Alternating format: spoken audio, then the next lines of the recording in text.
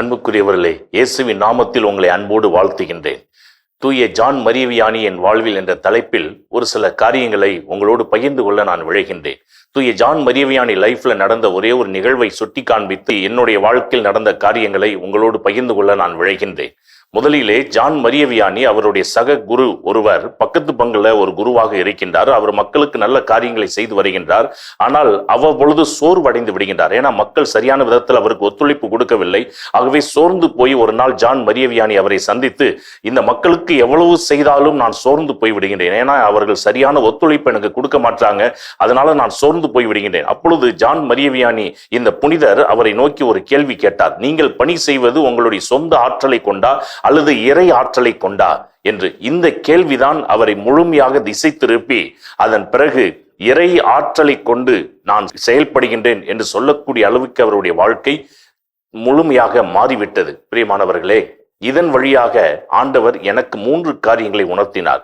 ஒன்று, நான் எப்பொழுதுமே குருவானதில் இருந்தே நற்கருணை பிரசன்னத்தில் அமர்ந்து ஜெபிக்கின்ற ஒரு பழக்கத்தை நான் தொடர்ந்து செய்து கொண்டிருக்கின்றேன். ஆனால் இந்த புனிதருடைய வாழ்க்கையில் இவர் கேட்ட ஒரு கேள்வி, நீங்கள் பணி செய்வது உங்கள் சொந்த ஆற்றலை கொண்டு செய்தீர்கள் என்றால் நீங்கள் சோர்ந்து போய்விடுவீர்கள், இறை ஆற்றலை கொண்டு செயல்பட்டால் நீங்கள் சோர்ந்து போக மாட்டீர்கள் என்று சொன்ன இந்த புனிதருடைய வார்த்தை என் உள்ளத்தில் பசுமரத்து ஆணி போல் ஆழமாக பதிந்த காரணத்தினால் எப்பொழுது எங்கே நற்செய்தி பணியை நான் செய்ய சென்றாலும், இதுவரைக்கும் நான் எப்படி முன்னாடி இந்த புனிதருடைய வாழ்க்கையில் இந்த நிகழ்ச்சியை வாசிக்கிறதுக்கு முன்னாடி நான் எப்பொழுதும் காலையிலிருந்து இறை வார்த்தையை பகிர்வேன்.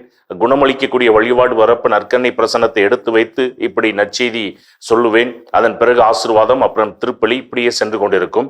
ஆனால் சொந்த ஆற்றலை கொண்டு நாம் செய்யவில்லை, இறை ஆற்றலை கொண்டு நற்செய்தி பணி செய்கின்றோம் என்பதை உணர்கின்ற நான் நற்கருணை பிரசன்னத்தை எடுத்து வைத்து அந்த பிரசன்னத்திலேயே காலையிலிருந்து சாயங்காலம் வரைக்கும் இறைவார்த்தை பகிர்கின்ற ஒரு சூழல் ஏற்பட்டாலும் அதை செய்ய வேண்டும் என்று எனக்குள்ளே உள் உணர்வு தோன்றியது. அதன் நிமித்தம் நான் தொடர்ந்து செய்து கொண்டிருக்கின்றேன். இது முதல் காரியம்.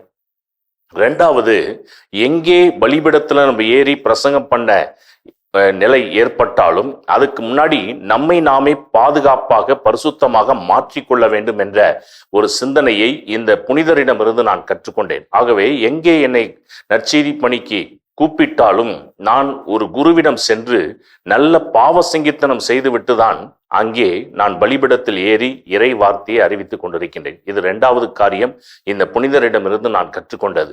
3வது, இறை வார்த்தை வாசிப்பு.